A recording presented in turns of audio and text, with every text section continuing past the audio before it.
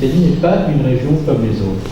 D'abord parce qu'elle compte un nombre de pôles de compétitivité qui la met en pôle position des régions françaises, avec la fusion, compte tenu du nombre de pôles de compétitivité qu'il y avait dans chacune des deux régions, vous atteignez un niveau de capacité d'investissement, d'innovation, de transfert de technologie que peu de régions ont en France.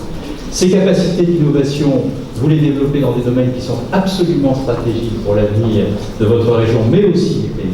Vous avez parlé du numérique, vous avez parlé de la santé, vous avez parlé de la mer, vous avez un linéaire de côte exceptionnel, et je crois que notre pays, y compris en bénéficiant des capacités d'innovation et d'investissement des startups, doit être capable de développer une économie maritime qui donne à notre pays une conscience plus forte de ce que sont ces activités maritimes. Vous avez parlé du spatial, vous avez parlé de l'aéronautique. Combien de régions en France ont autant d'atouts rassemblés avec un tel niveau d'excellence, de compétences et de capacité de développement et d'innovation? Et ce qui fait la particularité de ce territoire, et je veux rendre hommage à la présidente et à son prédécesseur pour la vision qui a toujours été celle des élus régionaux ici. Et d'ailleurs, lorsque je vois le président de la Chambre régionale et que je vois l'ensemble des acteurs économiques qui sont ici, on voit bien que ce qui préside à la relation entre les collectivités locales et les acteurs économiques, ce sont les projets. Ce ne sont pas les positionnements ou les postures, c'est le pragmatisme qui veut que les projets aboutissent, qui vous unit les uns aux autres. C'est une extraordinaire manière de faire avancer le pays. Et bien de ce point de vue-là, Madame la Présidente, nous sommes dans une région qui a des atouts exceptionnels.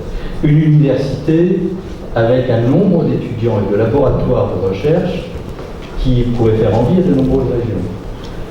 Des collectivités locales qui, dans l'union de leurs forces, ont décidé de faire en sorte que ce qui se passe dans le domaine de la recherche fondamentale ou du transfert de technologie constitue autant d'occasions d'essaimage pour les entreprises qui décident de se créer, de se développer.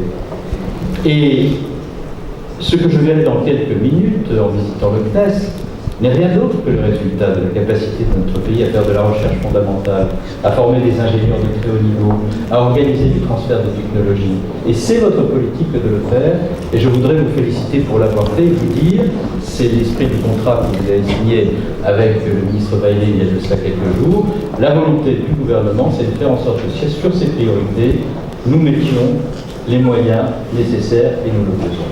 Le troisième point sur lequel je voudrais insister, c'est sur la nécessité